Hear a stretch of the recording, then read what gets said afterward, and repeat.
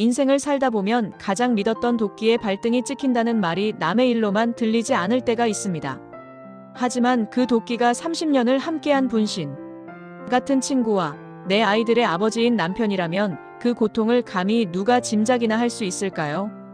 가슴속에 차오르는 응어리를 토해내지 못해 밤잠을 설치던 그날들을 떠올리면 지금도 손끝이 파르르 떨려옵니다. 제 이름은 영숙입니다. 어느덧 환갑이라는 인생의 큰 고개를 넘게 되었지요. 남들은 이제 꽃길만 걸을 나이라며 손을 잡아주었지만 저에게 그 환갑날은 평생 쌓아온 공든탑이 처참하게 무너져 내린 제 인생에서 가장 잔인하고도 시린 날로 기억되고 말았습니다. 잔칫날 아침, 집안은 이른 시간부터 분주했습니다. 제 30년 지기 친구 미자는 우리 집 안방을 마치 제 집 안방이라도 되는 양드나들며 소란을 피웠지요. 영수가, 너는 오늘 주인공이니까 손 하나 까딱하지 마. 내가 다 알아서 할게.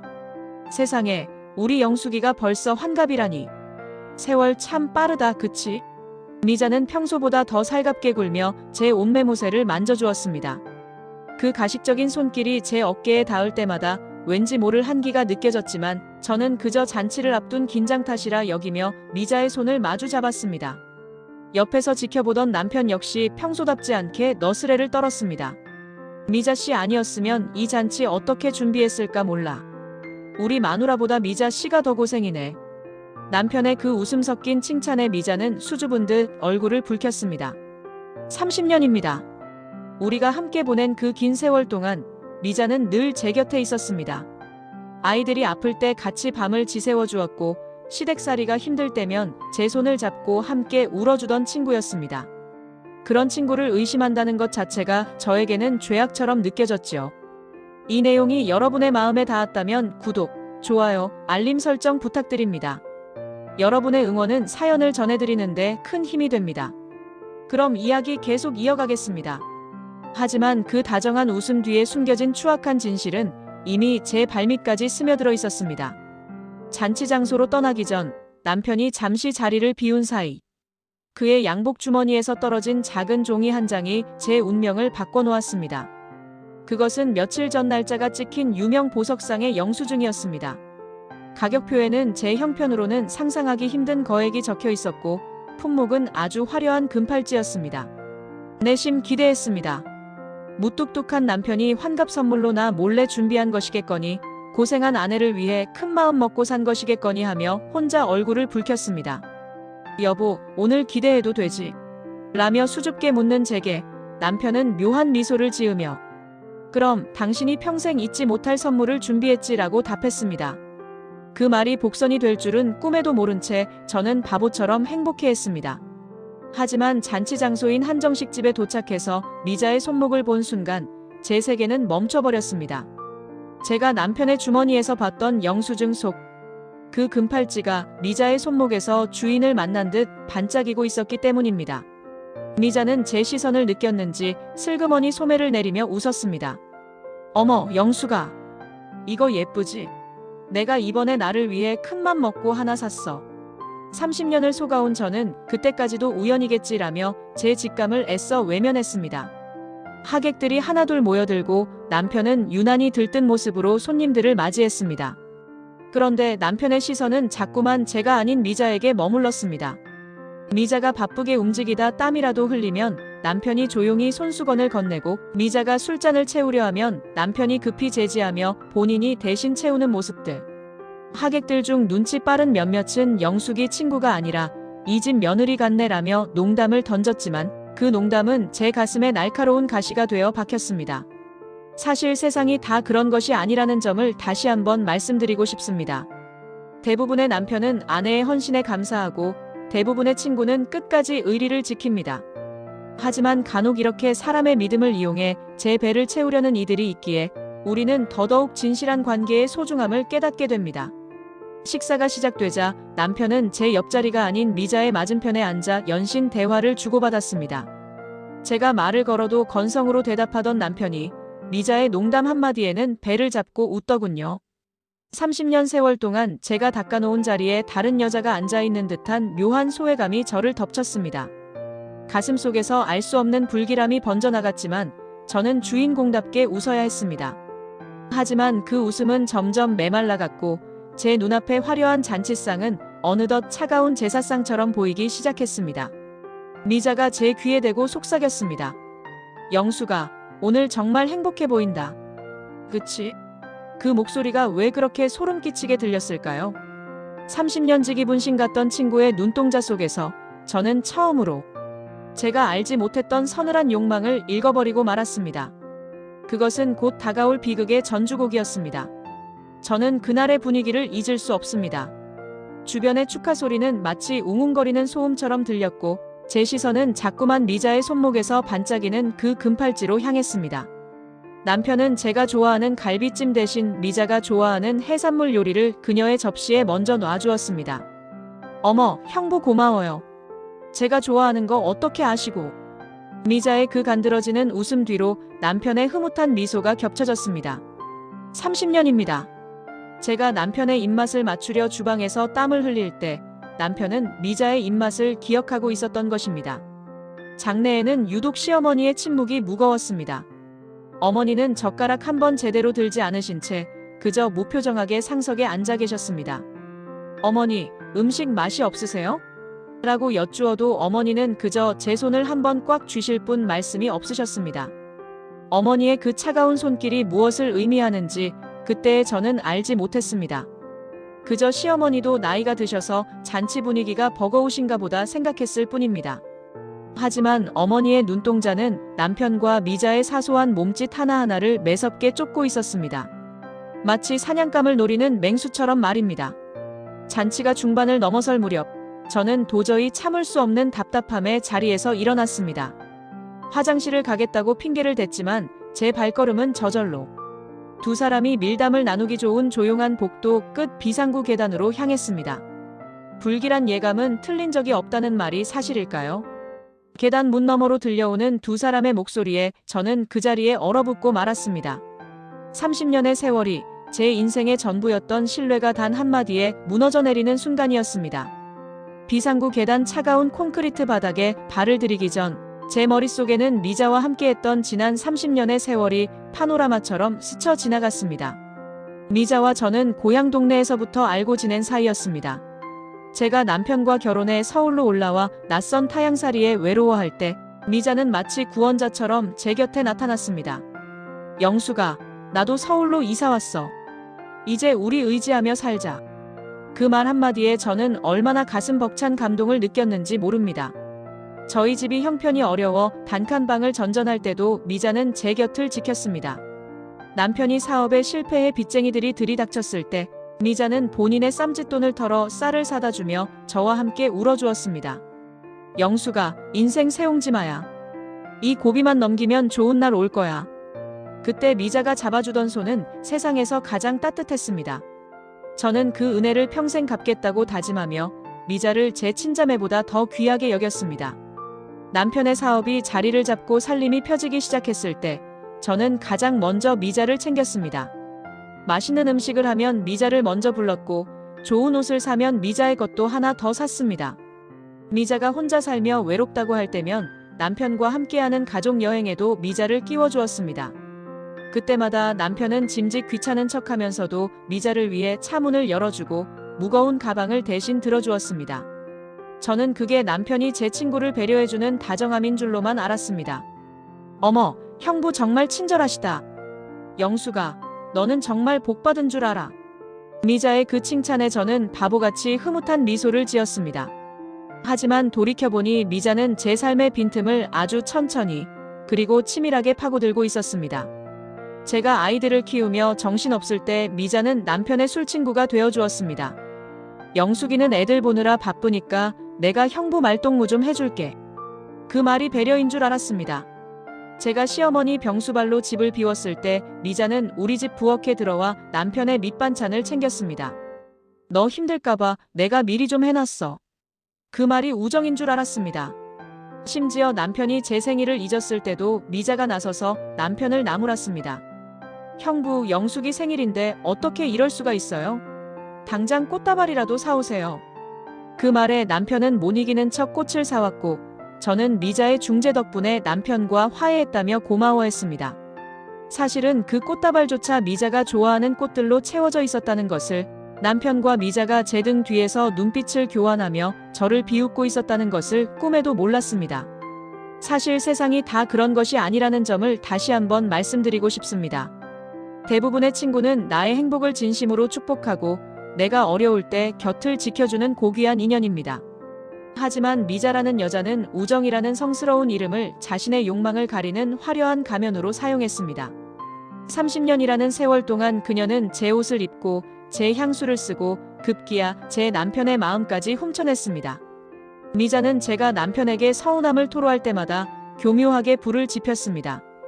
영수가, 형부가 원래 무뚝뚝하잖아. 그래도 밖에서 고생하는데 내가 좀 더 이해해줘야지. 겉으로는 저를 위로하는 척했지만 사실은 제가 남편과 멀어지게 만들고 그 빈자리를 본인이 차지하려 했던 것입니다.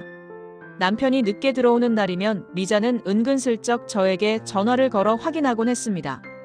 영수가, 형부 아직 안 들어오셨어? 에구, 일이 많은가 보네. 하지만 그 시간 남편은 미자의 집 거실에서 그녀가 차려준 술상을 받고 있었을 것입니다. 30년 세월 동안 미자는 제 분신이었습니다. 제가 입는 옷의 취향, 제가 좋아하는 음식, 심지어 제가 남편에게 바라는 작은 로망들까지 미자는 모두 꿰뚫고 있었습니다. 그녀는 제가 남편에게 주지 못한 섬세함을 연기하며 남편의 마음을 야금야금 갉아먹었습니다. 형부, 영숙이는 참 강한 사람 같아요. 저라면 그렇게 못 버텼을 텐데. 이런 식으로 저를 치켜세우는 척하면서 동시에 본인의 가녀림을 강조해 남편의 보호 본능을 자극했습니다. 잔칫날 아침, 제 머리를 정성껏 빗겨주던 미자의 손길을 기억합니다. 영수가, 오늘 내가 세상에서 제일 예뻐야 해. 그 다정한 목소리로 제 귀 밑에 향수를 뿌려주던 미자. 그 향은 남편이 미자에게 선물했다는 그 향수와 같은 향이었습니다. 저를 축복하는 척하면서 사실은 제 몸에 자신의 흔적을 묻히고 즐거워했을 그 소름 끼치는 상상력에 저는 온몸에 털이 쭈뼛 서는 기분입니다. 30년의 세월은 결코 짧지 않습니다. 그 긴 시간 동안 어떻게 그토록 완벽하게 연기할 수 있었을까요? 미자는 제 아픔을 상담해주며 제 남편의 불만을 수집했고 제 기쁨을 축하해주며 제가 가진 재산의 규모를 파악했습니다. 우리가 함께 웃고 떠들던 그 수많은 밤들, 미자는 제 얼굴을 보며 속으로 무슨 생각을 했을까요? 이제 곧 이 자리가 내 자리가 될 거야. 이 남자는 내 남자가 될 거야. 그런 추악한 다짐을 하며 제 술잔을 채워줬을 미자를 생각하면 저는 사람이라는 존재가 무서워 견딜 수가 없습니다. 이제 비상구 문 너머로 들려오는 그들의 목소리가 저를 현실로 끌어당깁니다. 30년 우정의 가면이 벗겨지는 순간 그 안에서 튀어나올 추악한 민낯을 마주해야 하는 시간이 다가왔습니다. 저는 떨리는 손으로 문고리를 쥐었습니다. 제 인생을 송두리째 도둑질한 두 사람의 비밀스러운 속삭임이 이제 제 심장을 갈갈이 찢어놓을 준비를 하고 있었습니다. 비상구의 차가운 철문 너머로 새어나오는 그들의 목소리는 마치 제 가슴에 얼음물을 끼얹는 것처럼 차갑고도 날카로웠습니다. 30년입니다. 강산이 3번이나 변하고 아이들이 자라 어른이 되고 검던 머리에 서리가 내려앉는 그 긴 세월 동안 저는 단 한 번도 미자를 의심해 본 적이 없었습니다. 아니, 의심은커녕 제 목숨보다 더 소중한 분신이라 여겼지요. 친정엄마가 돌아가셨을 때 상주 노릇을 자처하며 제 곁에서 밤새 곡을 해주던 미자였습니다. 남편이 밖으로 돌며 마음을 붙이지 못할 때마다 영수가, 남편들은 다 철딱서니가 없는 법이야. 너는 애들 보고 꿋꿋하게 버텨야 해 라며 저를 다독이던 그 따뜻한 위로가 사실은 저를 비웃기 위한 가증스러운 연기였다는 사실을 도저히 믿을 수가 없었습니다. 남편의 목소리는 제가 평생 들어온 그 어떤 목소리보다 낯설고 비열했습니다. 조금만 참아, 미자야. 오늘 잔치 끝나고 영숙이 기분 좋을 때 서류 내밀면 금방 사인할 거야. 그럼 그 상가 건물 팔아서 우리 같이 외국 나가는 거야. 남편의 그 확신에 찬 어투는 제 등줄기를 오싹하게 만들었습니다. 제가 식당에서 허드렛 일을 하고 시장 바닥에서 무거운 짐을 나르며 무릎이 다 닳도록 고생해서 마련한 상가 건물이었습니다. 우리 노후를 위해, 아니, 남편이 훗날 자식들에게 당당한 아버지가 되길 바라며 제 피땀으로 일궈낸 마지막 보루였는데 남편은 그것을 도둑질해 상간녀와 해외로 도망칠 계획을 세우고 있었던 것입니다. 미자의 대답은 더더욱 제 심장을 갈갈이 찢어 놓았습니다. 호호, 자기야. 그래도 30년 동안 친구 연기하느라 나 진짜 힘들었어. 영숙이가 자기 고민 털어놓을 때마다 웃음 참느라 얼마나 고생했는지 알아. 자기가 나한테 사준 목걸이며 팔찌며 영숙이가 보고 예쁘다고 할 때마다 진짜 가관이었다니까. 미자의 그 간드러지는 웃음소리가 비상구 계단을 타고 올라와 제 귓가를 사정없이 때렸습니다. 제가 미자의 생일마다 정성을 다해 준비했던 선물들, 미자가 힘들다고 할 때마다 제 비상금을 털어 쥐어주었던 그 돈들이 모두 저들의 미래 자금으로 쓰였다는 생각에 구역질이 치밀어 올랐습니다. 저는 문고리를 잡은 채 손마디가 하얗게 질릴 정도로 힘을 주었습니다. 당장이라도 문을 박차고 들어가 저 파렴치한 인간들의 머리채를 잡고 온 세상에 그 추악함을 알리고 싶었습니다. 하지만 제 다리는 마치 천근만근 무게에 추가 달린 듯 움직이지 않았습니다. 30년이라는 세월의 무게가 저를 바닥으로 짓누르고 있었습니다. 내가 사랑했던 남편, 내가 믿었던 친구, 그들과 함께했던 모든 추억이 순식간에 시커먼 잿더미로 변해버린 것 같아 숨을 쉴 수가 없었습니다. 문득 10년 전 일이 떠올랐습니다. 제가 큰 수술을 받고 병원에 누워있을 때 남편은 바쁘다는 핑계로 얼굴 한번 비추지 않았고 미자가 제 곁을 지켰습니다. 영수가, 걱정 마. 내가 있잖아. 남편은 내가 잘 타이를게. 그때 저는 미자의 손을 잡고 얼마나 울었는지 모릅니다. 세상에 이런 친구가 또 어디 있을까 싶어 건강을 회복하면 꼭 은혜를 갚겠다고 다짐했었지요. 하지만 지금 생각해보면 그 시간 동안 남편과 미자는 제 빈자리를 채우며 저를 비웃고 있었을 겁니다. 제가 병실에서 생사를 오갈 때 저들은 제 집 안방에서 제 향수 냄새를 맡으며 미래를 약속했겠지요. 그 끔찍한 상상에 온몸이 부르르 떨렸습니다.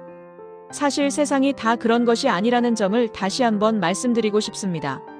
대부분의 친구는 나의 행복을 진심으로 축복하고 내가 어려울 때 곁을 지켜주는 고귀한 인연입니다. 하지만 이 사연 속의 배신자들은 우정이라는 성스러운 이름을 자신의 욕망을 가리는 화려한 가면으로 사용했습니다. 인간의 탈을 쓰고 어떻게 30년이나 한 사람을 기만할 수 있는지, 그들의 영혼은 도대체 어떤 어둠으로 가득 차 있는 것일까요? 계단 너머에서는 남편이 미자를 달래는 소리가 이어졌습니다. 영숙이는 의심이 없어서 금방 사인할 거야. 자기도 알잖아. 걔나 없으면 못 사는 거. 그 상감한 처분하면 우리 인생에 꽃길만 남았어. 조금만 더 다정한 친구인 척 해줘. 남편의 그 말에 미자는 알았어. 형부. 근데 오늘 팔찌 영숙이가 본 것 같던데? 라고 물었습니다. 남편은 대수롭지 않게 말했습니다. 우연히 샀다고 해. 걔는 머리가 나빠서 금방 믿을 거야. 30년 동안 저를 사랑한다고 속삭였던 남자의 입에서 나온 말은 저를 나쁜 바보로 취급하는 조롱뿐이었습니다. 저는 차가운 벽에 머리를 기대고 소리 없는 오열을 쏟아냈습니다. 비상구의 어둠이 저를 집어삼키는 것 같았습니다. 제가 믿어왔던 모든 세계가 무너져 내렸습니다. 아이들의 다정한 아버지, 성실했던 가장, 그리고 나를 누구보다 잘 안다던 분신 같은 친구. 그 모든 것이 저를 사냥하기 위해 짜인 거대한 덫이었다는 사실을 깨닫는 순간 저는 살아갈 이유를 잃어버린 듯한 상실감에 빠졌습니다. 하지만 그 절망의 끝에서 문득 제 뇌리를 스치는 시선이 있었습니다. 잔치 내내 무거운 침묵으로 자리를 지키고 계셨던 시어머니. 어머니의 그 매서운 눈빛이 떠올랐습니다. 어머니는 혹시 알고 계셨던 걸까요? 당신의 아들이 저지르고 있는 이 추악한 짓을, 그리고 30년이나 며느리를 속여온 그 여자의 정체를 말입니다. 저는 떨리는 몸을 간신히 추스르며 비상구를 빠져나왔습니다. 이제 더 이상 바보 같은 영숙이로 남을 수는 없었습니다. 저들이 제 인생을 쓰레기통에 처박았다면 저는 저들을 지옥 끝까지 밀어 넣어야만 했습니다.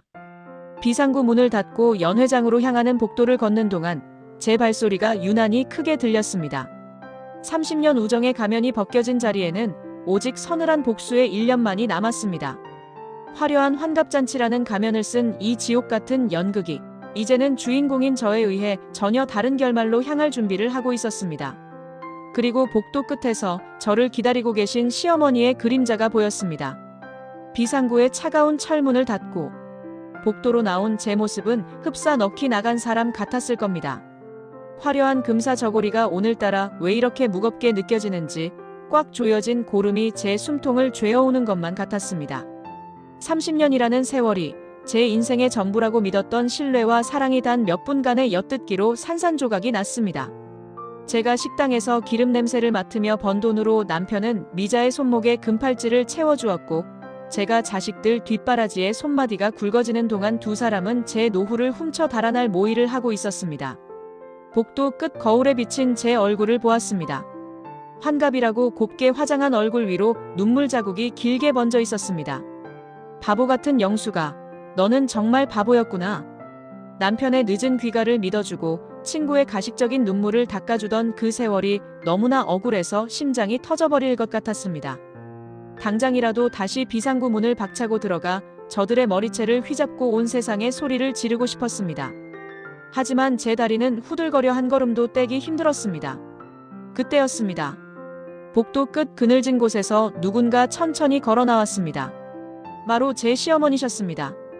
평소에도 말씀이 적으시고 엄격하셨던 어머니는 오늘따라 유독 더 범접할 수 없는 기운을 내뿜고 계셨습니다.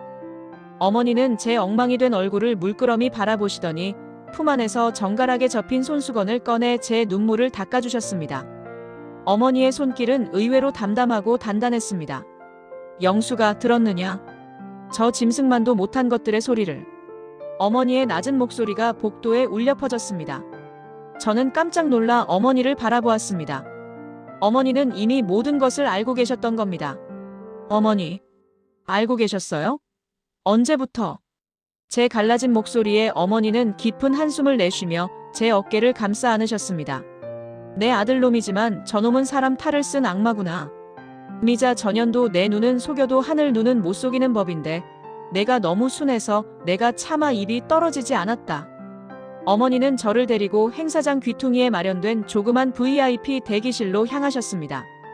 문을 잠그자마자 밖에서 들려오던 잔치 소음이 멀어지고 오직 어머니와 저의 숨소리만 남았습니다. 어머니는 제 손을 꼭 잡으며 말씀하셨습니다. 울지 마라. 지금은 울 때가 아니라 정신을 바짝 차릴 때다. 저것들이 내 상가 건물을 노린다고? 내 눈에 흙이 들어가기 전에는 절대로 그런 일은 없을 게다. 내가 지난 6개월 동안 저것들 뒤를 다 밟아놨다. 어머니의 말씀은 충격적이었습니다. 당신의 아들이 밖으로 돌며 며느리를 홀대하는 것을 느끼신 어머니는 이미 반년 전부터 사람을 붙여 두 사람의 행적을 쫓고 계셨습니다. 내 아들놈이 제 자식들 등록금은 아까워하면서 전현한테는 명품 가방에 보석을 갖다 바치는 꼴을 보는데 내 피가 거꾸로 솟더구나. 하지만 영수가 여기서 내가 소리 지르고 싸워봤자 남는 건 이혼 서류 한 장뿐이다. 우리는 저것들을 말려 죽여야 한다. 단 한 푼도, 단 한 조각의 자존심도 남기지 않고 싹 다 뺏어와야 해. 사실 세상이 다 그런 것이 아니라는 점을 다시 한번 말씀드리고 싶습니다. 자식의 허물을 덮어주기 위해 오히려 며느리를 핍박하고 입을 막으려는 시댁도 많습니다. 하지만 우리 사연 속 어머니처럼 핏줄보다 정의를 우선시하고 며느리의 억울함을 자신의 아픔처럼 여겨주시는 귀한 어른들이 계시기에 우리는 이 험한 세상을 다시 살아갈 힘을 얻습니다. 어머니는 저에게 며느리가 아니라 30년 배신을 함께 갚아줄 가장 강력한 우군이 되어주셨습니다. 어머니는 품 안에서 작은 녹음기 하나와 서류 뭉치를 꺼내 보여주셨습니다. 여기에 저들이 호텔을 드나든 사진, 내 인감을 훔쳐 서류를 조작하려 한 법무사 기록까지 다 들어있다. 오늘 잔치는 단순히 내 환갑을 축하하는 자리가 아니다. 저것들이 스스로 판 무덤에 제 발로 걸어 들어오게 만드는 함정이지. 이제 곧 특별 영상 순서가 되면 저놈이 준비한 가짜 영상 대신 내가 준비한 진짜 영상이 틀어질 게다. 저는 시어머니의 서늘한 계획에 온몸이 오싹해졌습니다. 평생을 인내하며 살아온 노파의 복수는 제가 상상한 것보다 훨씬 더 치밀하고 무서웠습니다. 영수가, 이제 가서 웃어라. 세상에서 가장 행복한 주인공처럼 가서 저놈들 옆에 앉거라. 내가 행복하게 웃을수록 저놈들의 방심은 커질 것이고 그 방심의 끝에서 추락하는 맛은 더욱 쓸 게다. 어머니는 제 흐트러진 머리칼을 직접 정리해 주시며 제 눈을 똑똑히 응시하셨습니다. 저는 거울을 보며 억지로 미소를 지어 보였습니다. 눈은 충혈되어 있었지만 눈동자 속에는 이전에 없던 서늘한 빛이 돌았습니다. 30년 동안 저를 바보로 알았던 남편, 저를 조롱했던 친구. 이제 그들이 지어올린 거짓의 성이 무너질 시간입니다. 저는 시어머니의 손을 한번 꽉 쥐고 다시 연회장 문을 열었습니다. 장내에는 여전히 흥겨운 음악이 흐르고 있었고 남편은 미자와 함께 케이크 촛불을 켜며 저를 부르고 있었습니다. 영수가 어디 갔다 이제 와. 어서 와서 촛불 꺼야지. 남편의 그 다정한 목소리가 이제는 짐승의 울음소리처럼 들렸습니다. 저는 그들의 환영 속에 다시 자리에 앉았습니다. 심장이 터질 듯 뛰었지만 시어머니의 단호한 시선이 저를 지탱해주고 있었습니다. 이제 곧 화려한 환갑잔치의 가면이 벗겨지고 추악한 진실의 무대가 열릴 시간이 다가오고 있었습니다. VIP 대기실의 무거운 정적 속에서 시어머니가 내민 서류 뭉치는 단순한 종이 더미가 아니었습니다. 그것은 제가 믿어온 30년이라는 세월이 얼마나 철저하게 기만당해 왔는지를 증명하는 서늘한 기록부였지요. 어머니는 떨리는 제 손 위에 낡은 가죽 수첩 하나를 더 얹어주셨습니다. 그 수첩에는 어머니의 정갈한 글씨로 날짜와 시간, 장소가 빼곡하게 적혀 있었습니다. 영수가, 내가 이 수첩을 채우기 시작한 게 지난 겨울부터다. 어느 날부턴가 저놈이 자꾸 내 명의로 된 상가 서류를 들춰보는 걸 봤지. 지 애미 눈은 속일 수 있을 줄 알았나 보더구나. 어머니의 목소리는 낮았지만 분노로 미세하게 떨리고 있었습니다. 수첩의 첫 장을 넘기자마자 제 눈에 들어온 것은 작년 가을, 제가 허리 디스크로 보름간 병원에 입원했을 때의 기록이었습니다. 제가 병실에서 혼자 끙끙 앓으며 남편을 기다리던 그 밤들, 남편은 바쁘다는 핑계로 얼굴 한 번 비추지 않았지요. 하지만 수첩에는 그날 밤 남편의 행적이 고스란히 적혀 있었습니다. 11월 12일, 아들놈 퇴근 후 미자 집으로 직행. 새벽 3시에 나옴. 11월 14일, 둘이서 고급 일식집에서 식사 후 호텔 진입. 제가 병원 밥도 제대로 못 넘기며 남편 걱정을 하던 그 시간에 그는 제 분신 같던 친구의 품 안에서 제 불행을 안주 삼아 술잔을 기울였던 것입니다. 어머니는 작은 카세트 테이프 하나를 더 꺼내셨습니다. 이건 내가 저놈 차에 몰래 넣어두었던 녹음기에서 나온 거다. 들어보거라. 인간의 탈을 쓰고 어떻게 이런 말을 내뱉는지. 어머니가 재생 버튼을 누르자 지직거리는 소음 너머로 남편과 미자의 목소리가 흘러나왔습니다. 자기야, 영숙이 명의 건물을 이번에 담보로 잡으면 우리 스페인 가서 살 수 있는 거지. 미자의 그 간드러지는 목소리에 남편이 대답했습니다. 당연하지. 걔는 내가 여행 가자고 꼬셔서 서류 내밀면 좋다고 도장 찍을 거야. 평생 고생만 해서 세상 물정 하나도 모르거든. 환갑잔치 크게 열어주면 감동해서 간이라도 내줄걸? 그들의 웃음소리가 대기실 안을 싸늘하게 메웠습니다. 남편에게 저는 30년을 함께한 동반자가 아니라 언제든 속여서 재산을 빼앗을 수 있는 세상 물정 모르는 바보일 뿐이었습니다. 30년 동안 제가 남편의 성공을 위해 뒷바라지하며 달아버린 제 무릎과 거칠어진 제 손은 저들에게는 그저 이용해 먹기 좋은 도구에 불과했다는 사실에 저는 온몸의 피가 거꾸로 솟구치는 기분이었습니다. 사실 세상이 다 그런 것이 아니라는 점을 다시 한번 말씀드리고 싶습니다. 자식의 잘못을 알고도 내 핏줄이라는 이유로 며느리에게 참으라고 강요하거나 오히려 며느리를 미친 사람 취급하며 쫓아내려는 독한 시어머니들도 세상에는 참 많습니다. 하지만 우리 어머니는 달랐습니다. 어머니는 당신이 낳은 아들보다 당신의 집안에 들어와 30년 고생한 며느리의 눈물을 더 귀하게 여겨주셨습니다. 어머니는 6개월 동안 아들 몰래 흥신소를 찾아다니고 변호사를 만나 자문을 구하며 이 치밀한 심판의 날을 준비해 오신 것입니다. 어머니는 봉투 안에서 사진 몇 장을 더 꺼내 보여주셨습니다. 미자가 제가 선물한 원피스를 입고 남편과 다정하게 팔짱을 낀 채 쇼핑하는 모습, 남편이 제 비상금을 훔쳐 미자에게 외제차를 계약해주는 서류 복사본까지. 증거는 차고 넘쳤습니다. 영수가, 내가 저놈을 호적에서 파내고 싶지만 법은 냉정하다. 우리가 감정적으로 나가면 오히려 저 영악한 것들에게 빌미를 줄 뿐이야. 그래서 오늘 이 자리를 만든 거다. 친척들과 지인들이 다 모인 이 환갑날, 저들의 가면을 온 천하에 벗겨버리고 사회적으로 매장해야 해. 어머니의 계획은 서늘하다 못해 비장했습니다. 어머니는 이미 아들에게 증여했던 재산들을 다시 환수할 수 있는 법적 근거를 마련해 두셨고 오늘 틀어질 영상 속에 저들의 불륜 현장과 음성 녹취를 교묘하게 편집해 두셨다고 했습니다. 내 아들이지만 저놈은 매를 맞아야 한다. 인간의 도리를 저버린 놈에겐 재산도 명예도 가족도 과분한 법이지. 저는 시어머니의 손을 꽉 쥐었습니다. 어머니의 손은 거칠었지만 그 어떤 방패보다 든든했습니다. 30년 우정이 쓰레기였다는 사실에 무너졌던 제 마음이 시어머니의 정의로운 분노 덕분에 다시금 단단해졌습니다. 어머니, 저 할 수 있어요. 가서 저들 옆에서 웃어줄게요. 저들이 가장 행복하다고 믿는 그 순간에 가장 처참하게 무너지는 걸 지켜보고 싶어요. 어머니는 대견하다는 듯 제 등을 다독여 주셨습니다. 그래, 가자. 가서 저 가증스러운 연극의 주인공이 되어 주거라. 막이 내릴 때는 우리가 웃게 될 테니. 저는 어머니와 함께 대기실을 나왔습니다. 복도 거울에 비친 제 모습은 아까의 나약한 영숙이가 아니었습니다. 30년의 배신을 단죄하기 위해 칼을 품은 주인공이 서 있었습니다. 연회장 문이 열리고 남편이 환하게 웃으며 저를 향해 손을 흔들었습니다. 그 웃음이 곧 비명으로 변할 것을 알기에 저 또한 그 어느 때보다 화사한 미소를 지어 보였습니다. 연회장 문이 열리자마자 쏟아지는 화려한 조명과 사람들의 박수 소리는 마치 저를 조롱하는 환청처럼 들렸습니다. 방금 전 대기실에서 목격한 그 추악한 증거들과 귀를 찢는 듯한 녹취록의 음성들이 머릿속을 헤집어 놓았지만 저는 시어머니의 말씀대로 입꼬리를 부르르 떨며 억지 미소를 지어 보였습니다. 30년 동안 제 분신이라 믿었던 미자가 저를 향해 손을 흔들며 다가왔습니다. 영수가, 어디 갔다 이제 와. 내 남편이 너 없다고 얼마나 찾았는지 알아? 미자의 그 다정한 목소리가 이제는 뱀이 기어가는 소리처럼 소름 끼치게 들렸습니다. 저는 남편의 옆자리에 앉았습니다. 남편은 자연스럽게 제 어깨를 감싸 안으며 하객들을 향해 너스레를 떨었습니다. 우리 마누라가 오늘 주인공이라 그런지 수줍어서 자꾸 숨네요. 하객들의 웃음소리가 터져나왔습니다.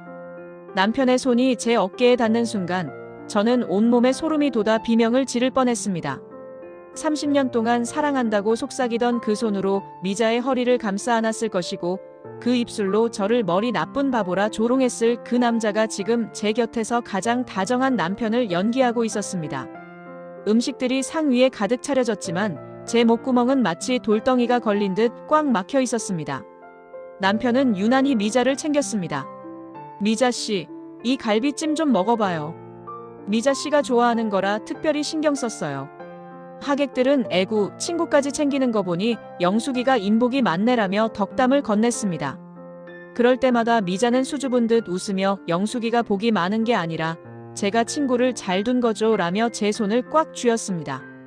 그 가식적인 온기가 제 손등을 타고 올라올 때마다 저는 가슴 깊은 곳에서 구역질이 치밀어 올랐습니다. 사실 세상이 다 그런 것이 아니라는 점을 다시 한번 말씀드리고 싶습니다. 대부분의 친구는 나의 기쁜 날을 진심으로 축하해주고 남편은 아내의 환갑을 진심으로 기뻐하며 지난 세월의 고생을 위로해줍니다. 하지만 제 곁에 앉은 이 두 남녀는 인간의 탈을 쓴 채 제 인생의 마지막 페이지를 비극으로 장식할 궁리만 하고 있었습니다. 30년이라는 세월을 어떻게 이토록 완벽하게 속일 수 있었을까요? 미자는 제 접시에 음식을 놓아주며 귀속말로 속삭였습니다. 영수가, 너 오늘 정말 행복해 보여. 나도 너무 기쁘다. 그 말이 너는 이제 곧 모든 걸 잃게 될 거야 라는 선전포고처럼 들려 저는 젓가락을 떨어뜨릴 뻔했습니다. 남편은 건배사를 제의했습니다. 자, 오늘 이 자리는 우리 영숙이의 60년을 축하하는 자리이기도 하지만 사실 제가 영숙이를 위해 준비한 깜짝 선물을 발표하는 자리이기도 합니다. 남편의 선언에 하객들이 환호했습니다. 저는 그 선물이 무엇인지 이미 알고 있었습니다. 저를 해외여행이라는 미끼로 꼬셔 상가 건물을 양도받으려는 그 추악한 서류 뭉치라는 것을요. 남편은 제 눈을 똑바로 응시하며 세상에서 가장 선량한 표정을 지었습니다. 여보, 그동안 고생 많았지? 이제 우리 둘이서 편하게 살자. 제가 준비한 영상 보면 내 마음 알 거야. 그 순간 연회장 구석 상석에 앉아 계신 시어머니와 눈이 마주쳤습니다. 어머니는 미동도 없이 찻잔을 들고 계셨지만 그 눈빛은 저에게 견뎌라, 곧 끝난다라고 말씀하시는 듯 했습니다. 저는 어머니의 눈빛을 이정표 삼아 다시금 미소를 지었습니다. 그래요, 당신이 준비한 그 영상이 틀어지는 순간 당신의 인생도 미자의 인생도 영원히 암흑 속으로 사라지게 될 테니까요. 저는 떨리는 손으로 술잔을 채웠습니다. 30년의 기만을 끝내기 위한 마지막 만찬이 목구멍을 타고 쓰리게 넘어갔습니다. 미자는 남편의 넥타이를 자연스럽게 바로 잡아주며 하객들에게 자랑했습니다. 형부가 영숙이 생각하는 마음은 정말 지극정성이에요. 저도 부러워 죽겠다니까요. 사람들은 그 모습조차 참 보기 좋은 우정이라며 박수를 보냈습니다. 저는 그 박수 소리가 마치 장례식장의 곡소리처럼 들렸습니다. 제 인생의 30년이 죽어가는 소리, 그리고 저들의 추악한 민낯이 드러나기 직전의 폭풍전야 같은 고요함이었습니다. 이제 곧 조명이 꺼지고 영상이 시작될 시간입니다. 남편은 자신만만한 표정으로 제어실 직원에게 신호를 보냈습니다.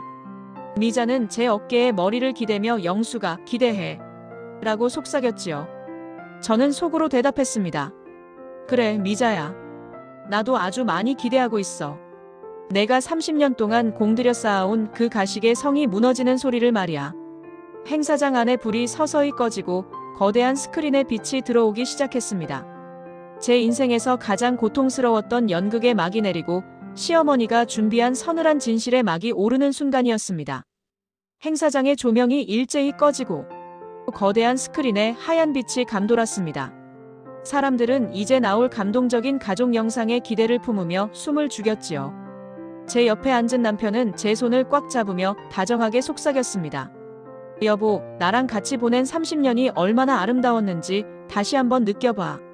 미자 역시 제 반대편에서 제 어깨를 감싸 안으며 맞장구를 쳤습니다. 영수가 손수건 준비해. 나도 아까 살짝 봤는데 눈물 나더라. 그 가증스러운 목소리에 저는 온몸의 근육이 비틀리는 것 같았지만 마지막 힘을 다해 스크린을 응시했습니다. 영상이 시작되었습니다. 처음 몇 분간은 남편이 의도한 대로 우리가 젊은 시절 고생하며 찍었던 빛바랜 사진들이 흘러나왔습니다.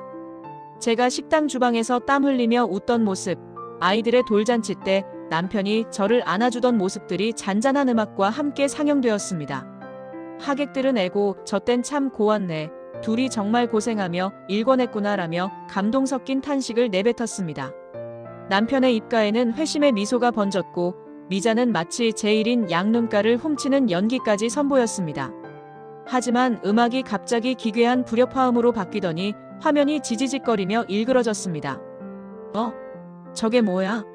기계 고장인가? 남편이 당황해 자리에서 일어나려던 찰나 화면에는 전혀 다른 영상이 나타났습니다. 그것은 우리가 보았던 그 따뜻한 추억의 사진들이 아니었습니다. 어느 어두운 지하 주차장, 그리고 낯선 호텔 로비에서 다정하게 팔짱을 끼고 들어가는 남편과 미자의 모습이었습니다. 장내에는 찬물을 끼얹은 듯 정적이 흘렀습니다. 사람들은 믿기지 않는다는 듯 눈을 비비며 스크린을 쳐다봤습니다. 화면 속 미자는 제가 사준 명품 가방을 들고 남편의 목을 감싸 안으며 진하게 입을 맞추고 있었습니다. 영상은 거기서 멈추지 않았습니다. 시어머니가 녹음해 두었던 그들의 육성이 행사장의 고성능 스피커를 타고 쩌렁쩌렁 울려 퍼졌습니다. 자기야, 영숙이 그 바보 같은 게 내 말이라면 다 믿잖아. 환갑잔치 끝나고 여행 가서 대출 서류에 도장 찍게 하면 끝이야. 호호, 자기야 진짜 똑똑하다. 그럼 그 건물 판 돈으로 우리 스페인 가서 사는 거지. 영숙이는 평생 식당 일이나 하며 살라 그래. 미자의 그 비릿한 목소리가 행사장 구석구석을 파고들 때마다 사람들의 경악 섞인 비명이 터져나왔습니다. 이게 뭐야? 당장 꺼. 누가 저런 걸 틀었어? 남편이 미친 듯이 제어실 쪽으로 달려갔지만 문은 굳게 잠겨 있었습니다. 미자는 얼굴이 흑빛이 되어 제 손을 뿌리치고 테이블 밑으로 숨으려 했습니다. 하지만 화면은 무자비하게 이어졌습니다. 두 사람이 제 인감 도장을 훔쳐 서류를 조작하는 모습, 미자가 제 안방 침대에 누워 남편과 제 험담을 늘어놓는 모습들이 적나라하게 폭로되었습니다. 사실 세상이 다 그런 것이 아니라는 점을 다시 한번 말씀드리고 싶습니다. 인생의 황혼기에 이런 배신을 겪는 일은 흔치 않은 비극입니다. 하지만 이 사연 속의 두 남녀는 30년이라는 세월을 방패 삼아 인간으로서 해서는 안 될 선을 넘었습니다. 사람들의 시선은 이제 감동이 아니라 혐오로 가득 찼습니다. 세상에, 친구 남편이랑 어떻게 저래? 아내를 저렇게 개돼지 취급하다니 사람이 아니네. 여기저기서 쏟아지는 비난의 행사장은 순식간에 아수라장이 되었습니다. 그때였습니다. 상석에 앉아 계시던 시어머니께서 천천히 자리에서 일어나 단상 위로 올라가셨습니다. 어머니의 손에는 영상 재생을 조절하는 리모컨이 들려 있었습니다. 어머니는 당황해 어쩔 줄 모르는 남편을 향해 사정없이 뺨을 휘두르셨습니다. 찰싹 하는 소리가 마이크를 타고 행사장 전체에 울려 퍼졌습니다. 이 천하의 불효막심한 놈아. 내 애미 눈은 속여도 하늘 눈은 못 속이는 법이다. 어디 감히 내 귀한 며느리 가슴에 피눈물을 내고 전 재산을 가로채려 들어. 시어머니의 호통에 남편은 힘없이 바닥에 고꾸라졌습니다. 시어머니는 이어 테이블 밑에 숨으려던 미자의 머리채를 잡아채셨습니다. 너는 내 며느리랑 30년을 자매처럼 지냈다는 년이 어떻게 친구 남편이랑 배가 맞아서 남의 가정을 도둑질하려 들어. 내가 그러고도 사람 새끼냐? 시어머니는 미리 준비해 두셨던 커다란 물통을 들어 미자의 머리 위로 쏟아버리셨습니다. 화려하게 치장했던 미자의 머리카락과 화장이 순식간에 엉망이 되었고 그녀는 쥐새끼처럼 비명을 지르며 바닥을 기었습니다. 저는 그 광경을 가만히 앉아 지켜보았습니다. 눈물이 날 줄 알았는데 오히려 속이 뻥 뚫리는 것 같은 기묘한 쾌감이 몰려왔습니다. 30년 동안 저를 바보로 알았던 자들이 가장 화려하게 빛나야 할 환갑잔치 날에 온 천하의 그 추악한 민낯을 드러내며 무너지고 있었습니다. 남편은 제 바짓가랑이를 붙잡으며 빌기 시작했습니다. 여보, 내가 잘못했어. 저건 다 조작이야. 어머니가 나를 오해하신 거야. 하지만 이미 늦었습니다. 하객들 중에는 남편의 사업 파트너들도 미자의 지인들도 있었습니다. 그들의 눈빛은 이미 이 두 사람을 사회에서 영원히 매장해버린 상태였습니다. 시어머니는 마이크를 잡고 하객들을 향해 선언하셨습니다. 오늘 이 자리에 오신 여러분, 제 아들이 저지른 이 폐륜을 똑똑히 봐주십시오. 저놈은 이제 제 자식이 아닙니다. 오늘부로 저는 저놈을 호적에서 파내고 며느리 영숙이와 함께 저들을 법의 심판대에 세울 것입니다. 어머니의 서슬퍼런 선언에 남편은 절망한 듯 바닥에 주저앉아 통곡했습니다. 30년의 기만이 단 10분 만에 처참한 파멸로 변한 순간이었습니다. 저는 시어머니의 손을 잡고 당당히 단상 위에 섰습니다. 이제 지옥 같은 연극은 끝났고 진짜 심판의 시간이 시작되고 있었습니다. 행사장 안은 아수라장이 되었습니다. 스크린에서는 여전히 두 사람의 추악한 밀회 장면이 반복 재생되고 있었고 하객들의 경멸 섞인 야유는 화살처럼 날카롭게 남편과 미자를 찔러댔습니다. 30년 동안 완벽하게 동맹을 맺고 저를 기만해왔던 그들이었지만 정작 자신들의 치부가 온 세상에 드러나자 그 끈끈했던 불륜의 우정은 순식간에 썩은 동아줄처럼 끊어져 버렸습니다. 바닥에 엎드려 울먹이던 남편이 갑자기 고개를 쳐들더니 옆에서 머리채를 잡힌 채 비명을 지르던 미자를 가리켰습니다. 어머니, 여보, 이거 다 전현이 시킨 거야. 전현이 나를 꼬드겨서 돈 빼돌리자고 한 거라고. 나는 안 그러려고 했는데 저 미친년이 매일같이 나를 유혹해서 정신을 못 차리게 했단 말이야. 남편의 입에서 나온 말은 가히 충격적이었습니다. 30년을 함께한 내연녀를 단숨에 미친년이라 부르며 모든 책임을 전가하는 그 모습에서 저는 제가 알던 남자의 마지막 조각마저 사라지는 것을 느꼈습니다. 미자 역시 가만히 있지 않았습니다. 물에 젖어 엉망이 된 얼굴로 남편을 향해 달려들었지요. 뭐라고? 내가 먼저 나한테 영숙이 돈 빼돌려서 같이 살자고 빌었잖아. 너랑 잔 것만 해도 역겨워 죽겠는데 이제 와서 나한테 다 뒤집어 씌워. 이 비겁한 인간아, 내가 그러고도 남자야? 두 사람은 하객들이 지켜보는 앞에서 서로의 뺨을 때리고 옷을 잡아당기며 이전투구를 벌였습니다. 30년의 로맨스가 추악한 개싸움으로 변하는 데는 채 5분도 걸리지 않았습니다. 저는 그 광경을 보며 소름 끼치는 공포와 함께 묘한 허무함을 느꼈습니다. 내가 저런 짐승 같은 인간들을 위해 내 인생의 가장 찬란한 30년을 바쳤단 말인가. 내가 밤잠 설쳐가며 뒷바라지했던 남편이, 내가 속을 다 내주며 의지했던 친구가 사실은 위기의 순간에 서로를 물어뜯는 하이에나 같은 존재들이었다니요. 사람들은 어이구, 저 꼴 좀 봐. 아주 끼리끼리 잘들 노네라며 비웃음을 멈추지 않았습니다. 남편은 다시 제 쪽으로 기어와 제 구두 끝을 붙잡았습니다. 영숙아, 내가 죽을 죄를 지었어. 나 한 번만 살려줘. 우리 애들 생각해서라도 이러면 안 되잖아. 전현이 다 꾸민 일이야. 나는 그냥 이용당한 거라고. 남편은 이제 자식들까지 팔아가며 제 동정심을 자극하려 했습니다. 하지만 제 마음은 이미 시베리아의 벌판보다 더 차갑게 식어 있었습니다. 자식들, 당신 입에서 그 말이 나와? 우리 애들 등록금 아까워서 벌벌 떨면서 미자 가방 사주던 당신이 이제 와서 애들 핑계를 대? 제 서늘한 물음에 남편은 할 말을 잃고 입만 벙긋거렸습니다. 미자는 이제 도끼가 올랐는지 저를 향해 소리를 질렀습니다. 그래, 내가 그랬다. 근데 너도 문제야, 영수가. 내가 너무 멍청하니까 우리가 30년이나 너를 속일 수 있었던 거야. 내가 좀 더 똑똑했으면 이런 일 없었어. 다 내 탓이라고. 배신자가 도리어 큰 소리를 치는 적반하장의 극치였습니다. 30년 우정의 끝은 이토록 잔인하고 추했습니다. 미자는 본인의 죄를 뉘우치기는커녕 제 순진함을 조롱하며 끝까지 제 가슴에 대못을 박으려 들었습니다. 사실 세상이 다 그런 것이 아니라는 점을 다시 한번 말씀드리고 싶습니다. 위기에 처했을 때 서로를 지켜주고 대신 짐을 지려는 진정한 동반자들도 많습니다.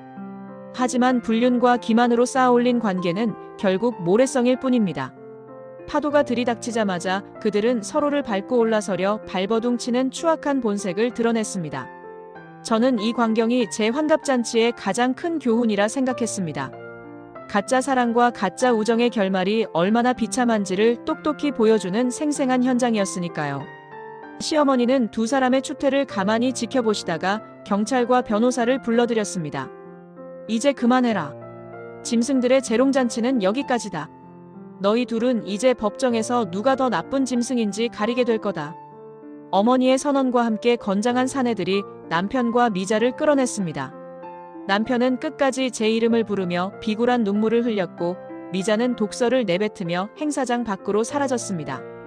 행사장은 순식간에 정적에 휩싸였습니다. 화려한 꽃장식과 비싼 음식들이 차려진 이곳에서 저는 30년이라는 긴 세월의 유령들을 떠나보냈습니다. 시어머니는 제 어깨를 단단히 감싸주셨습니다. 영수가 고생했다. 저것들은 이제 시작일 뿐이야. 벼랑 끝에서 떨어질 때 얼마나 아픈지 내가 뼈저리게 느끼게 해줄 거다. 저는 어머니의 품에 기대어 가늘게 떨었습니다. 이제야 비로소 저들의 가증스러운 가면 뒤에 숨겨진 진실을 모두 털어버린 것 같은 시원함과 함께 텅 빈 가슴 속에 새로운 분노의 불꽃이 타오르기 시작했습니다. 복수는 이제 막 법적 처벌이라는 실전으로 넘어가고 있었습니다. 그 화려했던 환갑 잔칫날이 폭풍처럼 지나간 뒤 저희 집 대문은 굳게 닫혔습니다. 하지만 그 너머에서는 남편과 미자의 처절한 몰락이 소리 없이 그러나 아주 치명적으로 진행되고 있었지요. 시어머니는 젊은 시절 시장 바닥에서 장사를 하며 일가 친척을 먹여 살리셨던 여장부답게 복수의 칼날을 휘두르는데 일말의 주저함도 없으셨습니다. 어머니는 이미 국내에서 손꼽히는 이혼 전문 변호사와 형사 전문 변호사를 대동하여 저들을 사방에서 압박하기 시작하셨습니다. 가장 먼저 이루어진 것은 증여 재산 반환 소송이었습니다. 시어머니는 아들에게 넘겨주었던 상가 건물과 아파트 명의를 회수하기 위해 망은 행위를 근거로 내세우셨습니다. 부모를 기만하고 며느리의 재산을 가로채려 공모한 녹취록은 법정에서 그 어떤 변명도 통하지 않게 만든 결정적 증거가 되었습니다. 판사님조차 두 사람의 대화 내용을 들으며 혀를 차시더군요. 자식의 도리와 인간의 의리를 저버린 남편에게 법은 냉정했습니다. 결국 남편 명의로 되어 있던 모든 부동산과 자산은 시어머니에게 환수되었다가 다시 제 명의로 이전되었습니다. 남편은 매일같이 마당에 엎드려 제 이름을 부르며 통곡했습니다. 영수가, 내가 잘못했어. 한 번만 용서해주면 내가 평생 내 종으로 살게. 제발 길바닥에 나앉게만 하지 말아줘.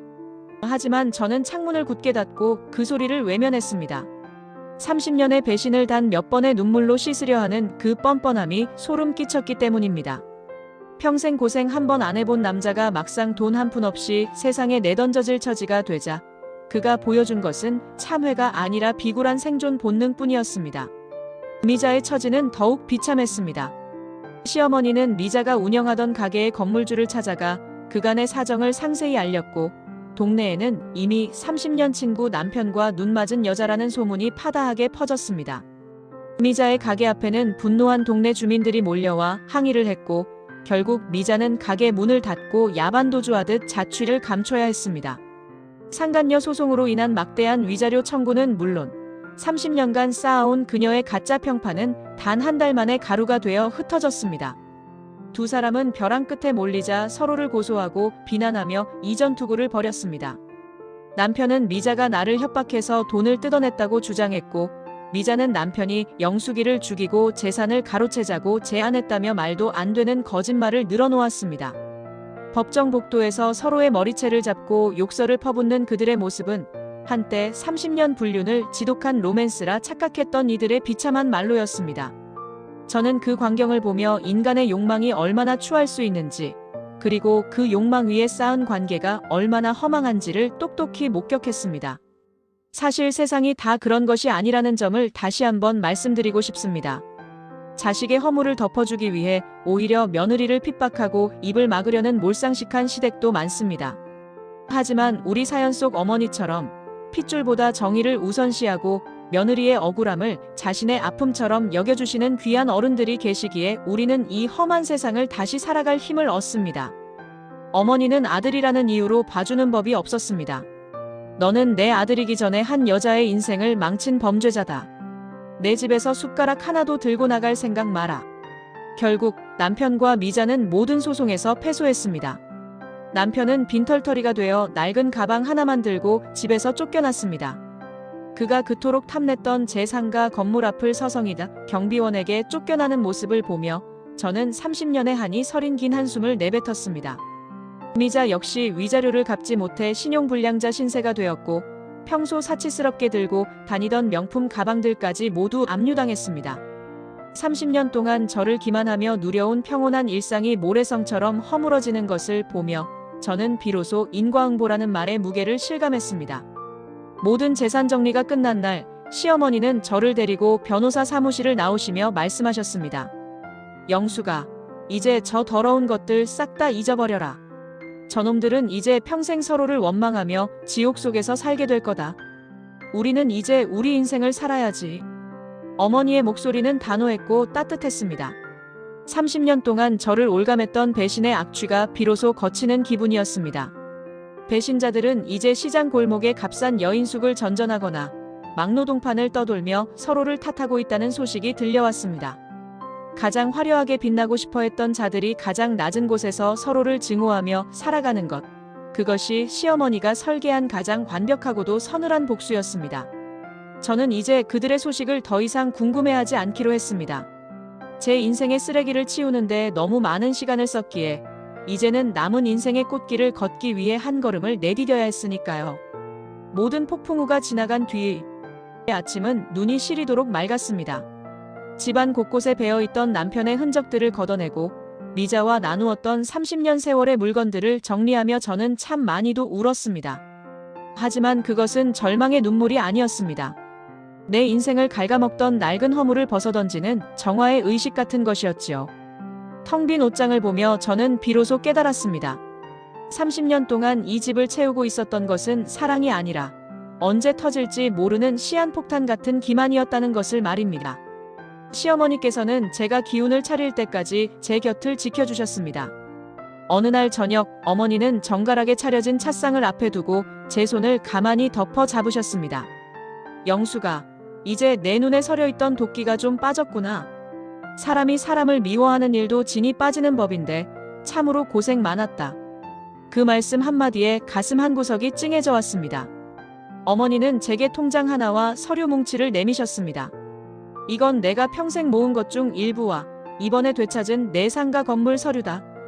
그리고 이건 어머니가 내민 것은 놀랍게도 해외여행 티켓 2장이었습니다. 남은 인생 저 지긋지긋한 놈들 생각하며 보내지 말자. 나랑 같이 세상 구경이나 다니자꾸나. 이제는 고부 사이가 아니라 그냥 인생 선후배로 말이다. 그렇게 저는 시어머니와 함께 여행길에 올랐습니다. 30년 동안 남편 뒷바라지하느라 자식들 키우느라 비행기 한 번 제대로 못 타본 저였습니다. 푸른 바다를 보고 낯선 나라의 거리를 거닐며 저는 비로소 깨달았습니다.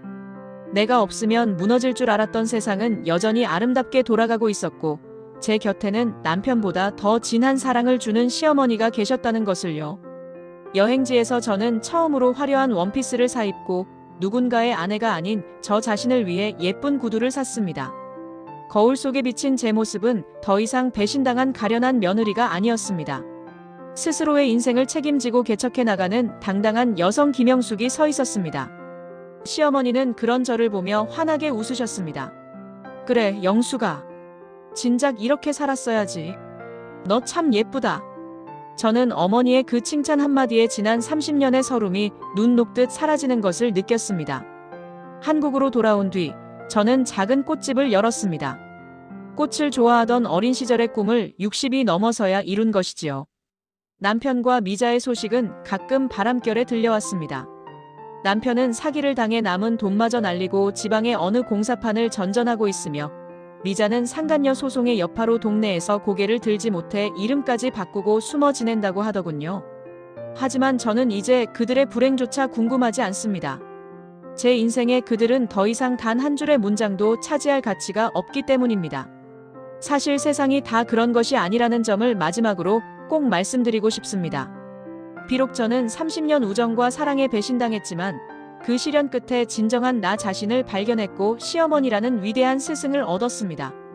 비바람이 몰아친 뒤에 땅이 더 굳어지듯 우리의 인생도 아픔 뒤에 더 단단한 열매를 맺는 법입니다. 여러분의 주변에도 반드시 여러분의 진심을 알아주는 단 한 사람은 존재할 것입니다. 그 사람이 여러분의 남편일 수도, 자식일 수도, 혹은 저처럼 뜻밖의 인연인 시어머니일 수도 있습니다. 어느덧 시간이 흘러 제 꽃집 앞에도 따스한 봄볕이 내리쬐는 오후입니다. 시어머니는 가끔 꽃집에 들러 차 한 잔을 나누며 저와 소소한 일상을 공유하십니다. 영수가, 꽃이 참 곱구나. 너를 닮아서 그런가 보다. 어머니의 농담에 우리는 아이처럼 깔깔대며 웃습니다. 30년 세월을 도둑맞았다고 생각했을 땐 세상이 무너지는 줄 알았지만 사실 저는 그 시간을 통해 더 단단해진 법을 배웠습니다. 남편의 외도와 친구의 배신은 제 인생의 끝이 아니라 가짜들을 걸러내고 진짜 내 사람들과 내 인생을 찾기 위한 긴 통과 의례였던 셈입니다.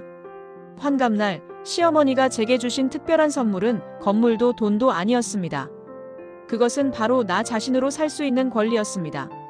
저는 오늘도 제 이름이 적힌 명함을 만져보며 하루를 시작합니다. 35년 만에 되찾은 이름, 김영숙. 이 이름 석자가 제게는 그 어떤 보석보다 빛나는 훈장입니다. 이제 저는 누군가의 그림자가 아니라 제 스스로 빛을 내는 사람으로 살아가려 합니다. 저를 배신한 그들이 어둠 속에서 서로를 증오할 때 저는 이 아름다운 꽃들 사이에서 사랑하는 사람들과 함께 웃으며 남은 인생의 향기를 만끽하겠습니다. 긴 사연 들어주셔서 감사합니다.